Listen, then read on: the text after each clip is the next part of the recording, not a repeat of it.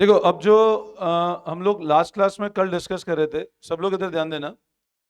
मैंने मैं कल जो आपको टॉपिक पढ़ा था डेप्रीशिएशन, उसमें अब जो हम लोग डिस्कस कर रहे थे, मैंने कल आपको ये बताया था कि जब भी कोई असेट को हम लोग सेल करते हैं तो उसकी सेल पे प्रॉफिट और लॉस कैसे एस्टिमेट करना है।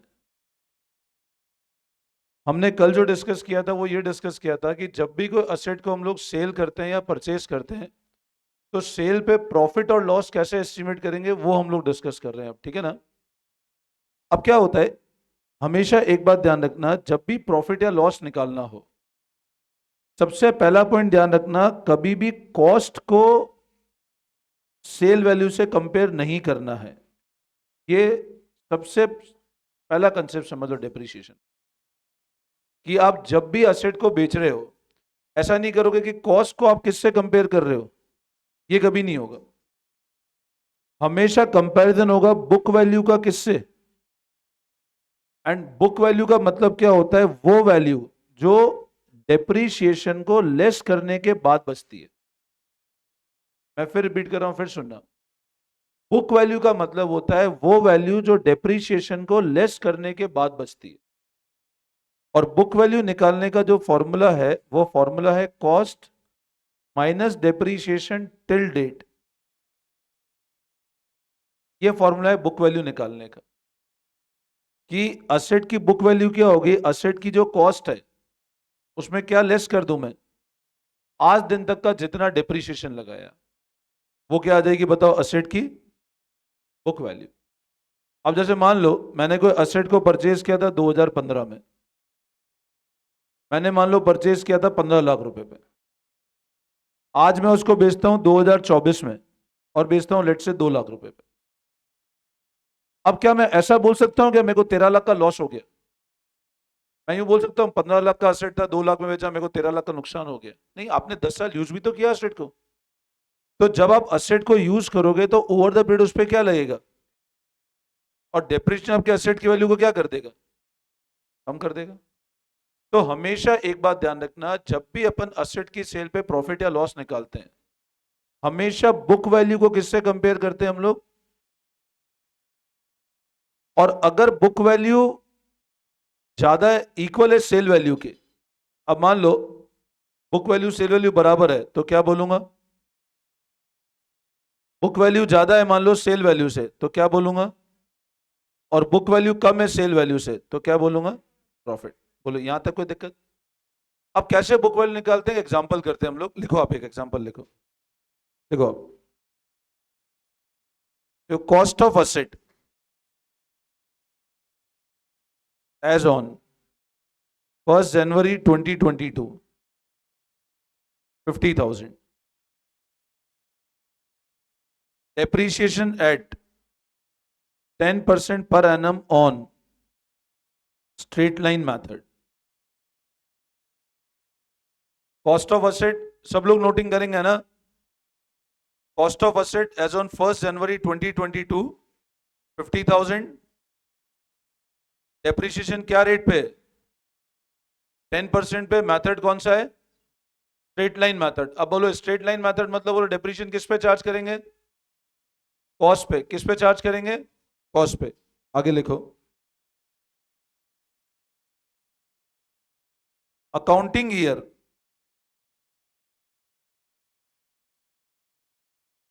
एंड ऑन 31 मार्च। ऐसा भी बोल सकते हैं company follow financial year. Financial year मतलब अप्रैल टू मार्च, है ना। ऐसा बोला जाए ना, कंपनी फॉलो फाइनेंशियल ईयर मतलब अप्रैल से मार्च। बोले कंपनी फॉलो कैलेंडर ईयर मतलब जनवरी से दिसंबर। ये हमेशा ध्यान रखना कि कौन सा अकाउंटिंग ईयर फॉलो कर रहे हैं।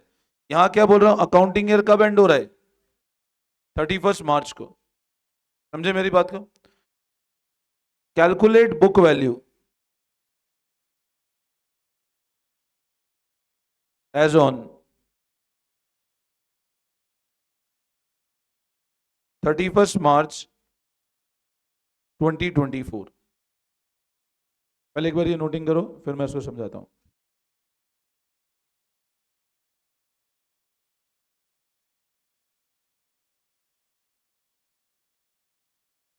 बोलो, ध्यान देना सब लोग। अब सब लोग इधर समझेंगे, ध्यान समझना। कॉस्ट ऑफ असेट कौन सी तारीख का कितना है बोलो? डेप्रीशिएशन क्या रेट पे है? मेथड कौन सा है? अब एसएलए मतलब बोलो डेप्रीशिएशन किस पे चार्ज करेंगे? बुक वैल्यू पे कि कॉस्ट पे? कॉस्ट। और हर साल क्या रहेगा डेप्रीशिएशन अमाउंट? सेम रहेगा। लेकिन ये ध्यान रखना पहले साल आपको अच्छा बुक वैल्यू कौन सी तारीख की निकालनी है? डेट का मैं फिर बोल रहा हूं, डेट का बहुत अच्छे से ध्यान रखना, क्योंकि इस चैप्टर में मेन डेट्स का ही ध्यान रखना है अपने को। अभी आप मेरे को एक बात बताओ, मेरे को बुक वैल्यू निकालनी है कौन सी तारीख की, तो मैं कैसे निकालूंगा? मैं ऐसे करूंगा, कॉस्ट ऑफ असेट, अभी नोटिंग नहीं करेंगे, सब लोग ध्यान देंगे। कौन सी तारीख की मैंने इस दिन खरीदा था? डेप्रीशिएशन कौन कौन से साल का? अच्छा बताओ, 1 जनवरी 22 से 31 मार्च 24 तक कितने फाइनेंशियल ईयर आ रहे हैं, कितने फाइनेंशियल ईयर कवर हो रहे हैं? मैं फाइनेंशियल ईयर की बात कर रहा हूं। जैसे मान लो मैं ऐसा बोलता हूं 23-24 और एक मैंने लिखा 2023, ये फाइनेंशियल ईयर है कि नहीं है? इसका मतलब क्या होता है? मैं लिखा 25-26 फाइनेंशियल ईयर, मैं लिखा 26-27 फाइनेंशियल ईयर, और अगर मैं लिखा 2023 प्योर, अब ये कहां से कहां तक चलेगा बताओ? 23-24 कहां से कहां तक चलेगा? 1 अप्रैल 23 से, गुड। 25-26 कहां से कहां तक चलेगा? आप बोलोगे सर 1 अप्रैल 25 से, ऐसे ही होगा ना ईयर? यस और नो?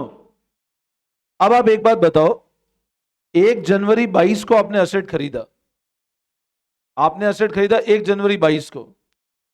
क्वेश्चन ये बोल रहा है बुक वैल्यू निकालो 31 मार्च 24 की। बुक वैल्यू कौन सी तारीख की निकालनी है? अब आप मेरे को एक बात बताओ, 1 जनवरी 22 से 31 मार्च 24 तक बताओ कितने फाइनेंशियल ईयर कवर हो रहे हैं? तो आप बोलोगे सर पहला फाइनेंशियल ईयर आ रहा है कौन सा? 22-23, यस और नो? और अगला फाइनेंशियल ईयर आ रहा है कौन सा? 23-24। अच्छा अब मेरे को एक बात बताओ, ये असेट आपने कौन सी तारीख को खरीदा? अब बताओ, ये वाला अकाउंटिंग कौन से साल एंड हो जाएगा? भाई ये वाला अकाउंटिंग ईयर कब एंड हो रहा है? 31 मार्च 23 को खत्म होगा ना, 2022 को। तो इसमें एक फाइनेंशियल ईयर और आएगा ना, 21-22 और आएगा ना फाइनेंशियल ईयर, 3 साल हो गए ना। मेरी बात सुनो, देखो 21-22 वाला फाइनेंशियल ईयर भी तो आएगा, 1 जनवरी 22 वाला साल खत्म कब होगा? 31 मार्च 22 को। तो इसमें एक तो 21-22 वाला साल है, एक कौन सा साल है, और एक कौन सा है? अपने को बुक वैल्यू कौन सी तारीख की निकालनी है? इस दिन तक की निकालनी है। तो इस दिन तक की निकालनी है मतलब मैं क्या करूं, असेट की कॉस्ट कौन सी तारीख की माइनस क्या कर दूं? मैंने आपको बताया था ना बुक वैल्यू का मतलब क्या होता है, कॉस्ट माइनस। तो कौन सा साल, 22-23, कितने महीने का डिप्रेशन लगेगा यहां पर? इस साल तो असेट 3 महीने ही चला ना, जनवरी, फरवरी और मार्च। 21-22, सॉरी, 21-22 में कितना चला, फिर 22-23 में कितना चला, और 23-24 में। समझ आता है? मैं फिर रिपीट कर रहा हूं, फिर ध्यान देना। कॉस्ट ऑफ असेट 1 जनवरी 22 को 50,000 है, डेप्रीशिएशन 10% है, स्ट्रेट लाइन मेथड है। आपको बोल रहा है 31 मार्च को ईयर एंड हो रहा है, बुक वैल्यू कौन सी तारीख की निकालनी है? तो 31 मार्च 24 की अगर मेरे को बुक वैल्यू निकालनी है तो मैं कैसे निकालूंगा? मैं सबसे पहले लिखता हूं असेट की कॉस्ट 1 जनवरी 22 को, डेप्रीशिएशन लेस कर देता हूं 21-22 का कितने टाइम का, 22-23 का कितने टाइम का, और 23-24 का कितने टाइम का, 12 महीने का। अब बताओ इस दिन कितनी कॉस्ट थी असेट की, इधर कितने टाइम का डिप्रेशन लगेगा, 3 महीने का। अब 3 महीने कैसे निकलेगा बोलो? 50,000 पे कितना, कितने टाइम का? समझे बात को? यस और नो? Getting my point? अच्छा बताओ ये वाला कौन से ईयर का होगा? अब बताओ 22-23 में भी 3 महीने का लगेगा क्या, या पूरे साल का? क्योंकि अब तो पूरा साल लगा है। अच्छा, मेथड स्ट्रेट लाइन है, मतलब डेप्रिसिएशन हमेशा किस पे निकलेगा? कॉस्ट पे। स्ट्रेट लाइन मतलब कॉस्ट पे निकलेगा। अब अगले साल कितना होगा, और उसके अगले साल फिर से 10%। यस और नो? समझ में आया? क्लियर है? तो अब लिखो, आप नोटिंग लिखो, लिखो आप, बुक वैल्यू इक्वल टू, लिखो, cost of asset minus depreciation till 31 March 24। ये फॉर्मूला लिखो पहले। Book value 31 March 24 equal to cost of asset minus depreciation till 31 March 24।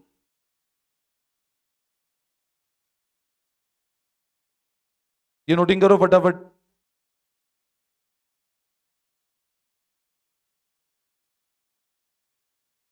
लिख लिया? अब लिखो नेक्स्ट लाइन में, depreciation for various years,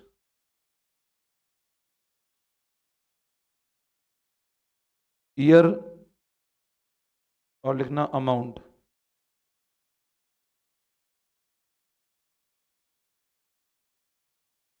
21-22, 3 months, 50,000 पे 10%,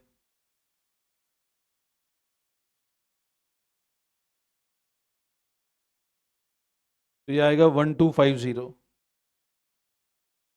50,000 का 10% 5,000, और 5,000 इंटू 3/12, तो 5,000/4 कर लो डायरेक्ट। देखो थोड़ा सा कैलकुलेशन है ना अभी, आपके दिमाग में भी चलनी चाहिए थोड़ी थोड़ी कैलकुलेशन, रेदर देन एक एक चीज को अपन आगे लिखें। 50,000 का 10% कितना होगा, और 3/12 1/4 होगा। 3/12 कितना होगा, तो 5,000 डिवाइड बाई 4। अब ऐसा नहीं करना 5,000 इंटू 3 करो 15,000, 15,000 को 12 से डिवाइड कर रहे हो, वो आप टाइम वेस्ट कर रहे हो फिर अपना। डायरेक्ट 50,000 का 10% 5,000, 3/12 कितना होता है 1/4, तो 5,000 डायरेक्ट 4 से डिवाइड कर दो।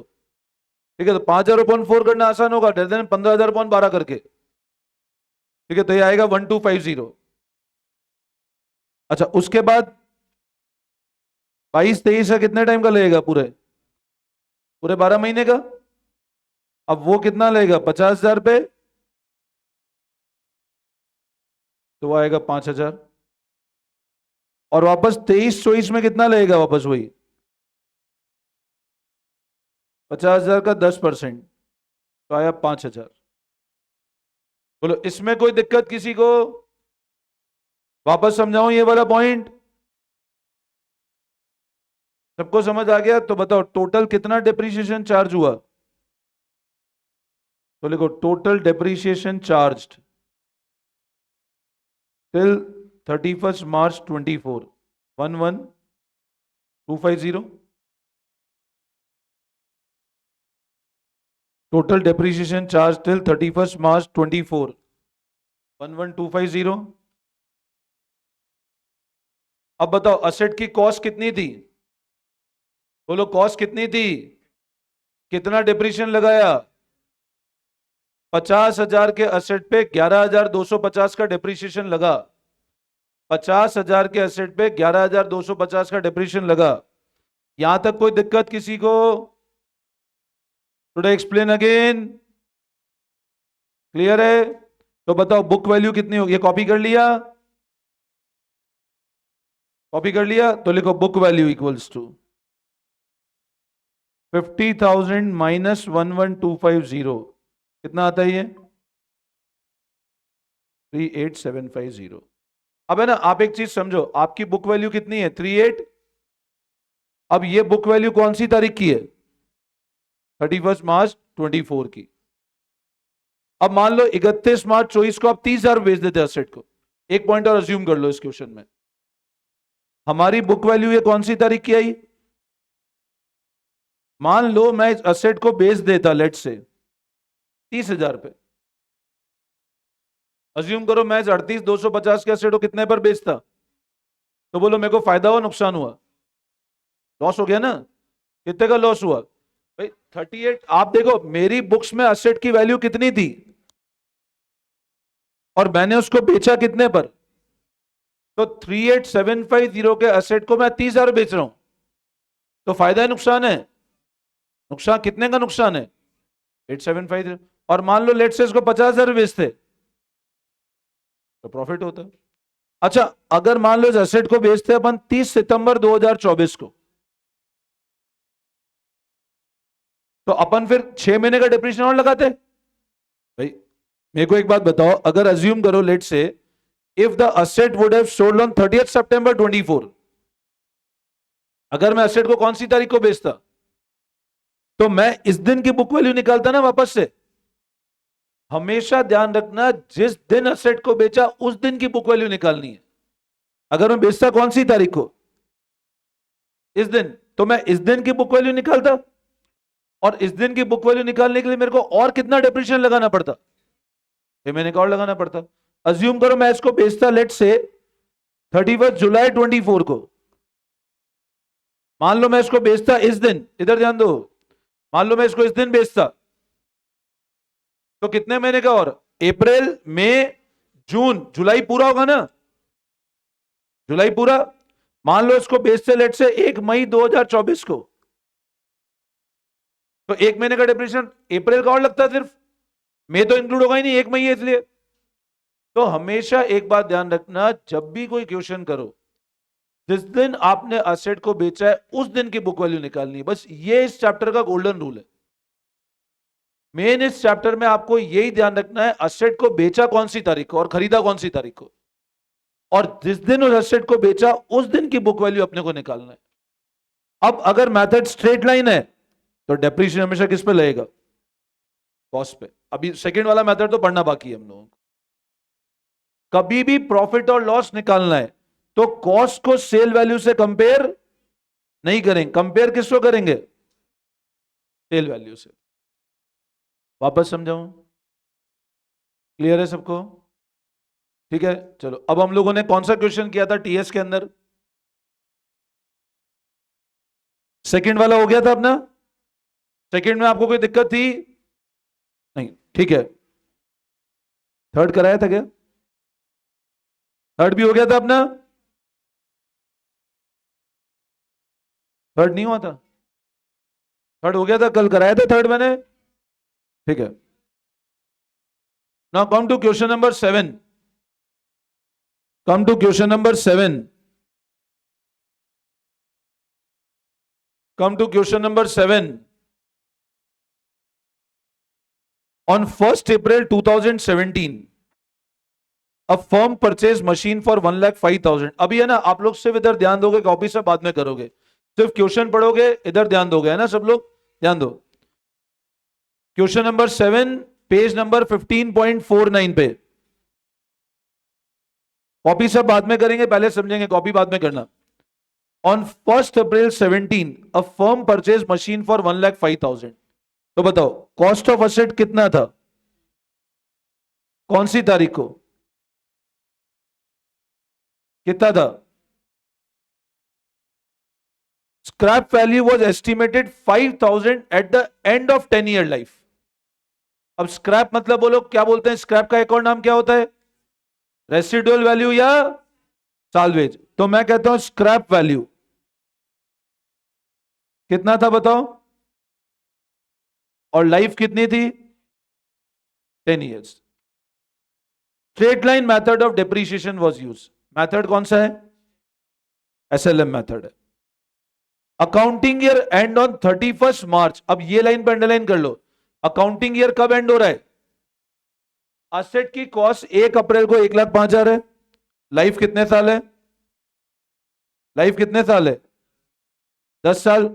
स्क्रैप कितना है, अकाउंटिंग ईयर कौन सी तारीख को एंड कर रहे हैं, तो आप मेरे को एक बात बताओ, आपका अकाउंटिंग ईयर कौन सी तारीख को एंड हो रहा है? अगर ये 31 दिसंबर होता तो पहले साल का डिप्रीशिएशन चेंज हो जाता, क्योंकि 1 अप्रैल से 31 9 महीने होते हैं फिर। बट यहां पे आप बताओ अकाउंटिंग ईयर कौन सा चल रहा है, 31st March, the machine was sold for 6,000 on 31st March 24. अब मेरे को एक बात बताओ, इस मशीन को आपने बेचा कौन सी तारीख को? 31st March। तो ध्यान दो, सेल वैल्यू 31st March 24 की कितनी है? 6,000। Calculate the following. अब क्या क्या निकालना है पहले बोलो, इस इंफॉर्मेशन में कोई डाउट? 1 अप्रैल 17 को अपन ने मशीन खरीदी 1,05,000 रुपए। स्क्रैप वैल्यू कितनी है? 5,000। लाइफ कितने साल है? और SLM मेथड है, और सेल वैल्यू कितनी है? अब सेल वैल्यू कौन सी तारीख की? तो मेरे को एक बात बताओ, अगर 31 मार्च 24 का 6,000 बेची, ऐसा बोल दे प्रॉफिट लॉस निकालो, तो मैं ऐसा बोलता हूं 1,05,000 माइनस 6,000, क्या ये प्रॉफिट और लॉस होगा क्या? क्या ये क्यों नहीं होगा? अच्छा, प्रॉफिट और लॉस निकालना है तो कैसे निकालेंगे बताओ? सबसे पहले क्या निकालें? बुक वैल्यू कौन सी तारीख की? 31 मार्च। और बुक वैल्यू निकालने का तरीका कॉस्ट माइनस डेप्रिसिएशन। भूलोगे तो नहीं ना? पक्का यूं नहीं हो कि 2 दिन बाद फिर भूल जाओ, सर गलती नहीं करना अब, और इसको अगले साल तक याद रखना। असेट के जब भी प्रॉफिट लॉस निकालेंगे, हमेशा किससे कंपेयर करेंगे? बुक वैल्यू कंपेयर करना है सेल वैल्यू से। ठीक है, अब पहला पॉइंट पढ़ो। डेप्रीशिएशन बताना है 31 मार्च 18 का। पहले ये इंफॉर्मेशन नोट करो फटाफट, ये लिखो आप लोग, नोट करो ये वाली इंफॉर्मेशन, इस इंफॉर्मेशन को नोट करो फटाफट।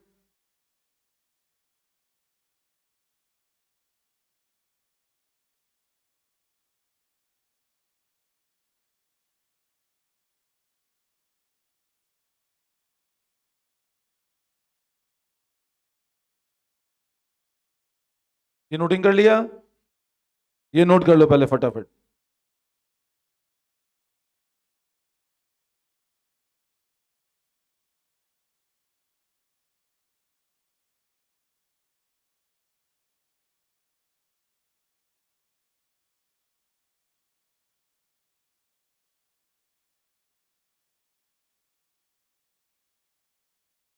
ये नोट कर लिया? ठीक है, अब पहला पॉइंट पढ़ेंगे सब लोग। अब पहला पॉइंट क्या बोल रहा है, क्या निकालो? और ईयर एंडिंग 31 मार्च 2018। अब सब लोग इधर ध्यान देना, हमको डेप्रीशिएशन कौन से साल का निकालना है बताओ? अच्छा, 31 मार्च 18 वाला साल कहां से कहां तक चलेगा? इसकी डेट क्या होगी बताओ?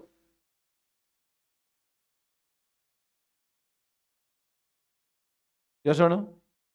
अब वापस एक बात बताओ, हमने एसेट कौन सी तारीख को खरीदा था?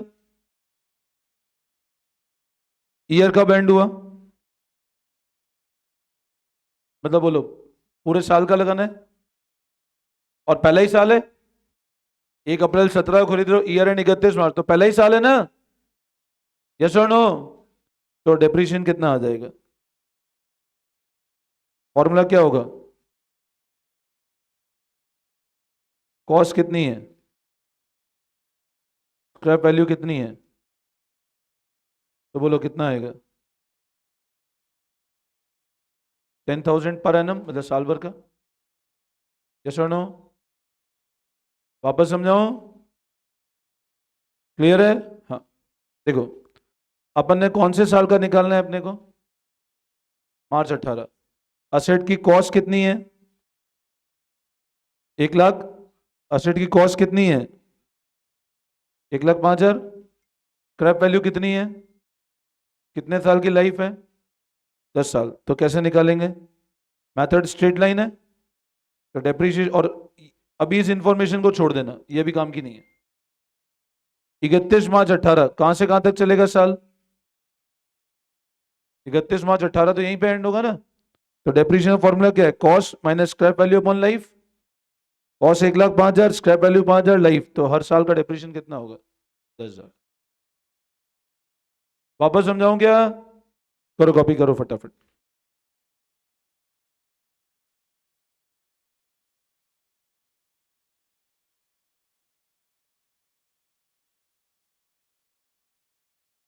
कॉपी कर लो फटाफट।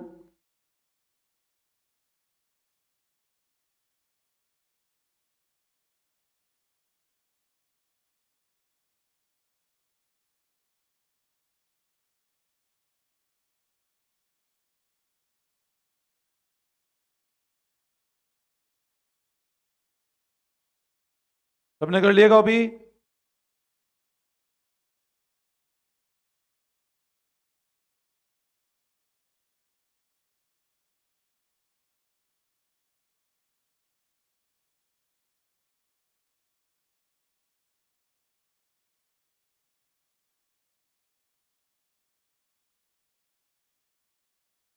ठीक है, अब अगला पॉइंट देखा, आ जाऊं सेकंड पॉइंट पे।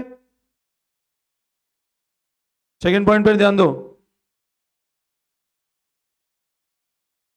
Book value of asset as on 31 March 2022। अब सब लोग ध्यान देना, वापस अब कॉपी बाद में करोगे। अब बुक वैल्यू कौन सी तारीख की निकालनी है बताओ?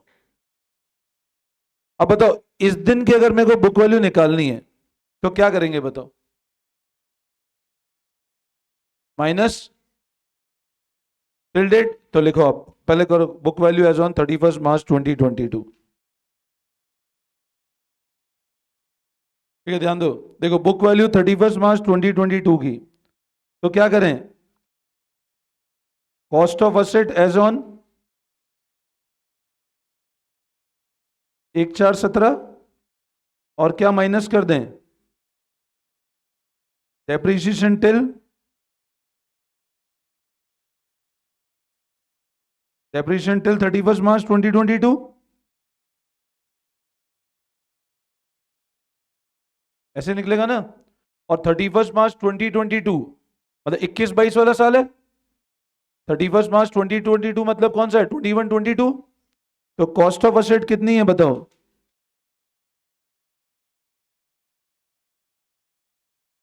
कितनी है बोलो इस दिन? Less depreciation 17-18।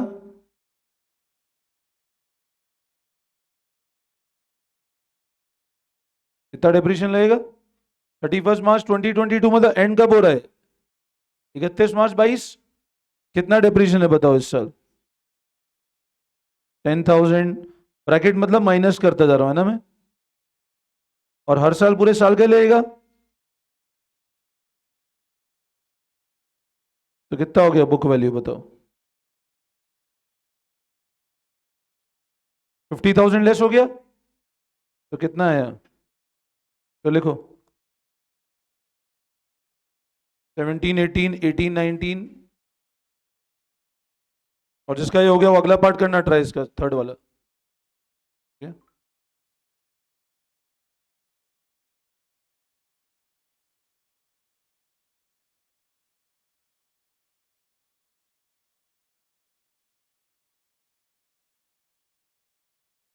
चलिए कॉपी।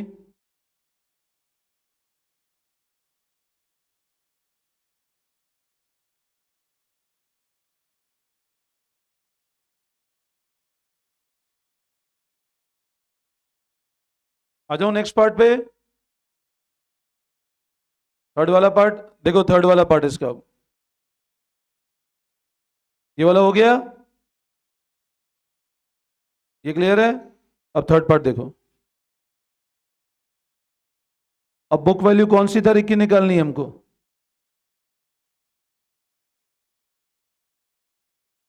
31 मार्च 2024। अब मतलब मेरे को बताओ बुक वैल्यू निकालनी है, गेन और लॉस निकालना है, सॉरी, गेन और लॉस निकालना है एज ऑन 31 मार्च 2024 जब असेट को बेचा। अब बताओ असेट को बेचा कौन सी तारीख को? सेल की डेट कौन सी है? तो अपने को बुक वैल्यू इस दिन की चाहिए, और इस दिन की बुक वैल्यू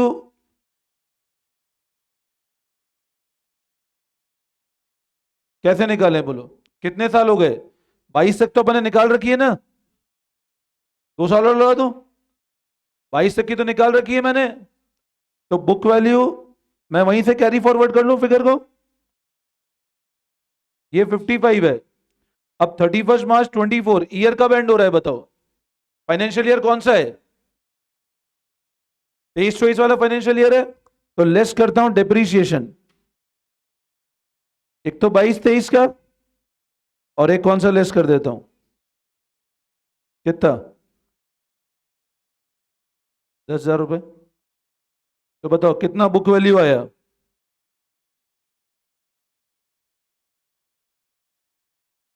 35,000 रुपये। बुक वैल्यू कितना आ रहा है? 55 माइनस 20,000, 35,000 रुपये। यस और नो? वापस समझाओ।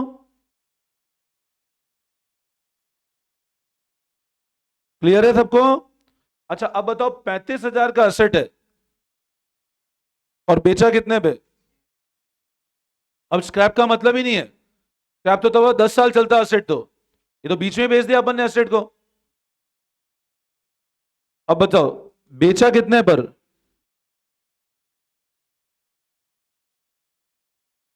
तो क्या हुआ बताओ? 35 के असेट को 6 पर बेच दिया। फायदा हुआ नुकसान हुआ? लॉस है। कितने का लॉस है? तो लॉस 29,000 है ना? ये आपका आंसर। टफ तो नहीं है? पक्का? ठीक है।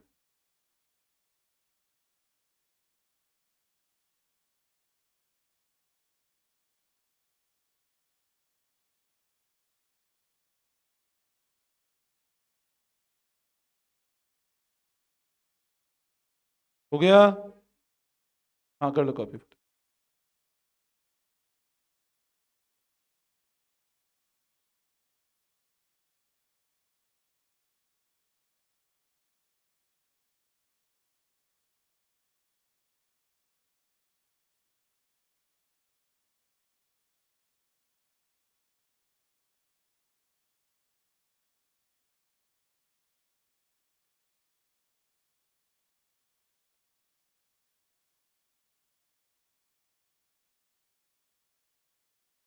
बोलो इसमें कोई डाउट?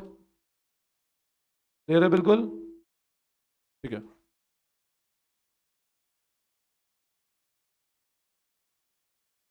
हो गया यहां तक? चलो come to page number 15.17।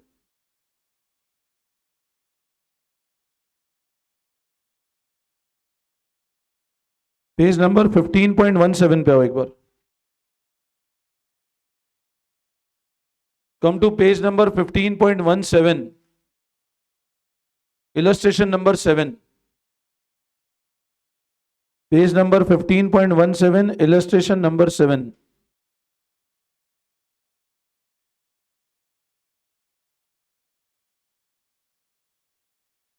Illustration number 7 ध्यान दो, देखो पढ़ो एक बार इस क्वेश्चन को।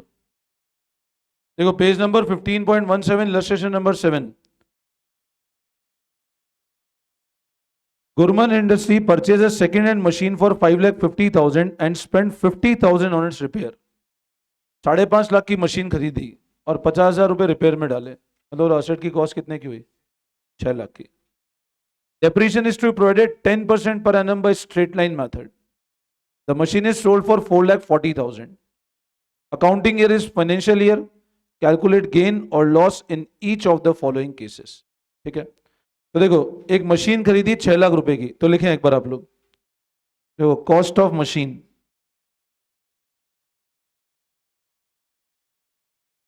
5,50,000 प्लस 50,000, 6 लाख।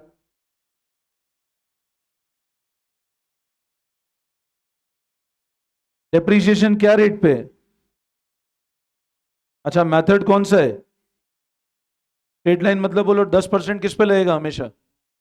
कॉस्ट पे। 6 लाख रुपए लगेगा, एक्सेप्ट अगर साल पहले साल में अगर बीच में खरीदी हो तो अलग बात है, तो अकॉर्डिंगली मंथ्स का डिवाइड हो जाएगा।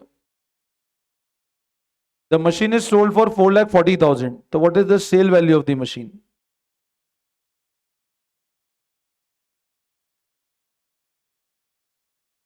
4,40,000 रुपए।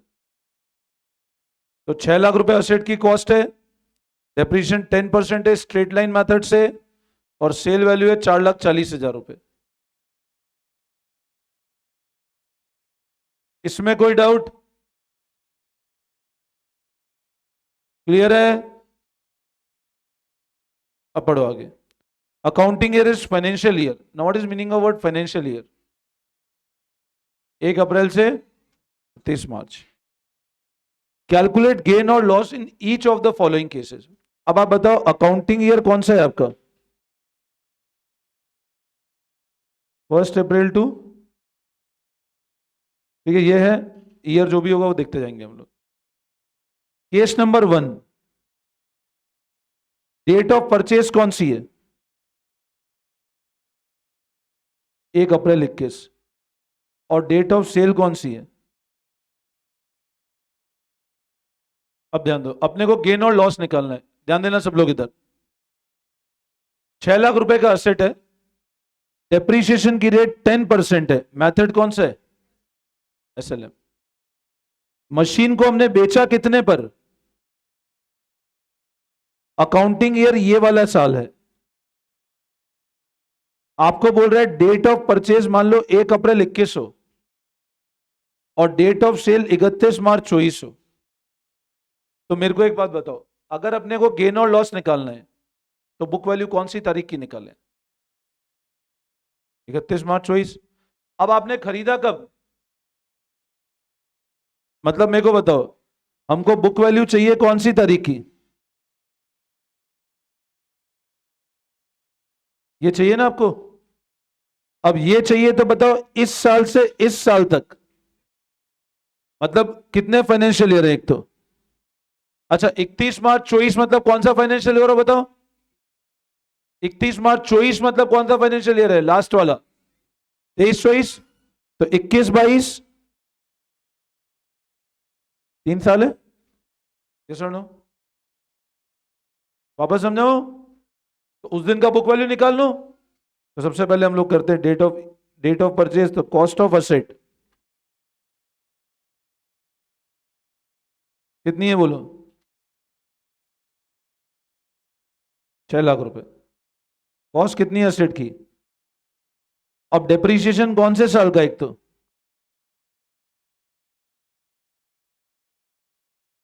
अच्छा, 23-24 तक क्यों लगाया, समझ आया ना? तो रेट क्या है? रेट क्या है? तो डायरेक्ट निकाल लें 60,000 रुपए। तो कितना आएगा बताओ? 60,000।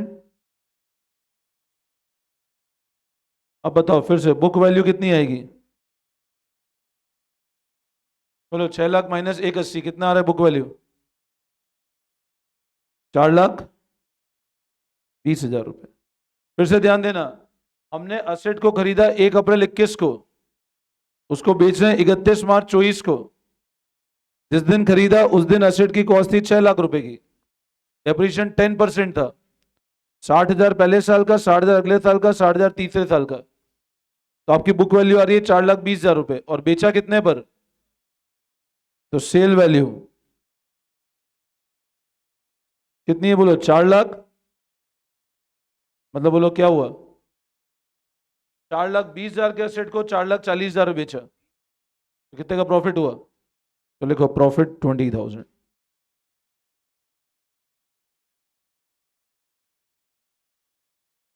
लिखो फटाफट। केस नंबर 1 करो कॉपी। करो कॉपी, बातें मत करो, फटाफट करो।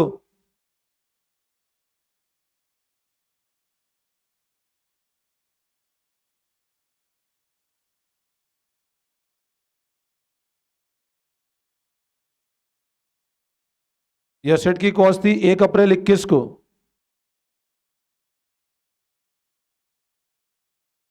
And this was ₹6 lakh.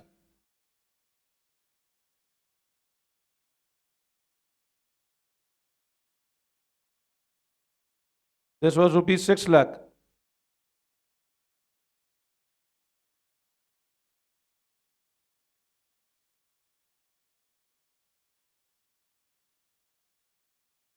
बोलो, इसमें कोई डाउट?